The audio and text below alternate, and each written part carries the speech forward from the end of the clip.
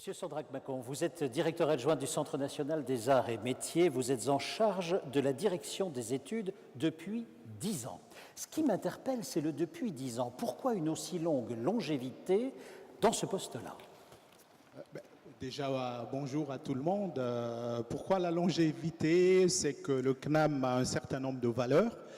Et l'une des valeurs qui tiennent à cœur au Conservatoire national des arts et métiers, c'est apporter à tous ceux ou à toutes celles qui souhaitent continuer de progresser tout au long de leur carrière des compétences, des savoir-faire leur permettant d'évoluer en permanence, quels que soient les aléas, quelles que soient les perturbations. Donc j'ai écouté très attentivement Michel Godet tout à l'heure qui faisait état d'un système qui est plus ou moins maîtrisé. Notre rôle, c'est de faire en sorte que les gens aient une certaine sécurisation des parcours professionnels. Et donc, moi, ce qui m'intéresse depuis 10 ans que je suis maintenant au Conservatoire national des arts et métiers, c'est de répondre à cette demande qui est de plus en plus croissante d'individus qui n'ont pas eu l'opportunité de se former tout au long de la vie et qui retrouvent au sein du Conservatoire national des arts et métiers une réponse à leurs besoins de progression, donc ce qu'on appelle la promotion supérieure du travail. Acceptez-vous la philosophie de Michel Godet qui consiste à dire, si je la résume, si vous échouez, c'est à cause de vous-même, si vous réussissez, c'est grâce à vous-même? Alors, c'est une question piège. C'est ce qu'il a dit, je vous j'avoue. Vous êtes d'accord, plus ou moins En même temps, je reconnais que c'est difficile d'intervenir après Michel Godet pour diverses raisons. C'est que d'une part, il a raison dans ce qu'il dit, et d'autre part, il y a toujours la possibilité de remettre en cause un certain nombre d'arguments. Donc on peut avoir des frustrations, on peut avoir un certain nombre d'attentes, on peut également avoir des précisions à apporter.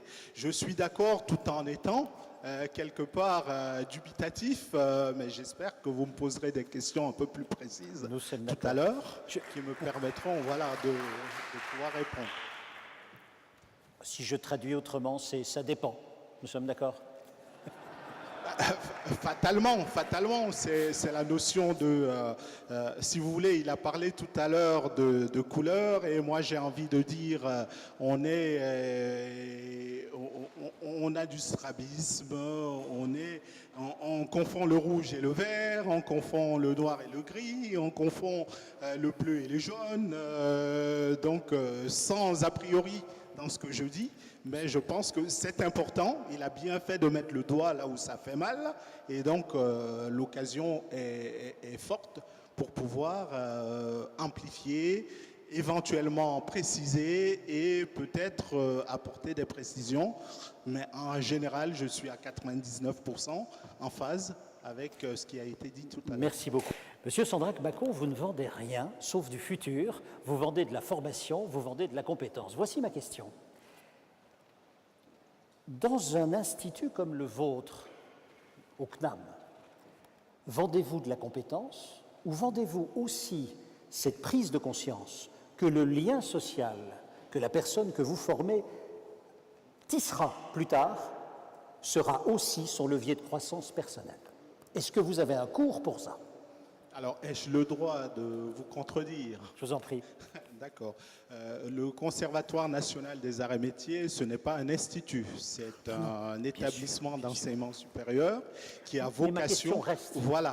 Donc, non, mais c'était une précision. C'est important parce qu'il ne faut pas qu'ici on sorte avec des idées qui ne sont pas au bon endroit et avec, si vous voulez, le curseur qui permet de bien répondre aux questions. Désolé pour l'imprécision, mais voilà, je repose ma question. Non, mais ça ne vous visait pas directement, mais c'est important de le préciser. Bien évidemment, notre mission, ou plutôt nous avons plusieurs missions, l'une de nos missions qui est la formation tout au long de la vie permet à tout le monde de continuer de se former, quel que soit ses prérequis de départ. Donc nous sommes à la disposition des DCF, en l'occurrence, pour les aider à apporter des savoir-faire à tous leurs collaborateurs qui souhaitent continuer de se bonifier tout au long de la vie. Alors, je reprends Michel Godet tout à l'heure, il parlait de proactivité ou prospective. C'est très important de savoir ce que c'est que la proactivité ou la prospective. Est-ce que c'est la même chose? Est-ce que l'un est égal à l'autre? Est-ce que l'un peut se substituer à l'autre?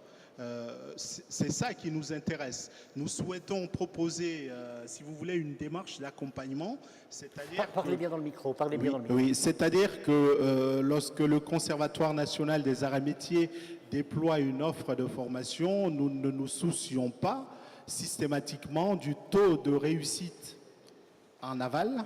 Nous souhaitons que les gens qui arrivent en amont aient une réponse adaptée à leur parcours individuel. Donc c'est plutôt de l'individualisation des cursus pour répondre à des besoins des employeurs, des organisations ou des territoires qui souhaitent améliorer l'employabilité des citoyens, quels qu'ils soient. Donc, vous êtes donc exactement dans la logique, vous produisez ce qui se vend, si je puis dire. Alors on produit ce qui se vend, mais on produit surtout ce qui est nécessaire pour pouvoir trouver un emploi en adéquation avec les besoins des territoires ou des entreprises. Vous n'avez pas répondu à ma question, je me permets de la reposer. Je me suis sans doute mal exprimé, mais la voici. Est-ce que dans votre Centre national des arts et métiers, est-ce que vous formez les personnes à comprendre que le lien social qu'ils vont tisser dans leur vie professionnelle est un levier de croissance pour eux et pour leur entreprise? Voilà ma question. Oui, l'évolution des compétences, c'est pour nous très important. Si vous voulez que je dise oui ou non, je dirais oui.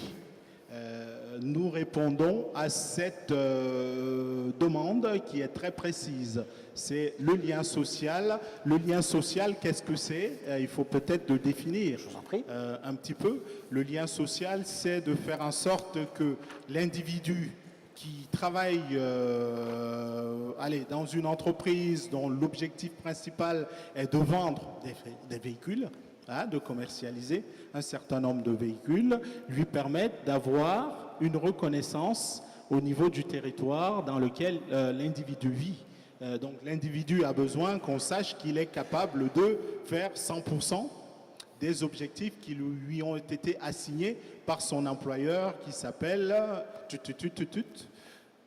le Conservatoire national des arts et métiers a un objectif, c'est de réfléchir, d'analyser et de valider un cahier des charges qui est celui qui a été défini en amont, soit par l'employeur, si c'est l'employeur qui nous sollicite, soit par l'individu si on est dans une démarche individuelle, et nous répondons, quelle que soit la situation, au cahier des charges qui nous a été soumis au préalable.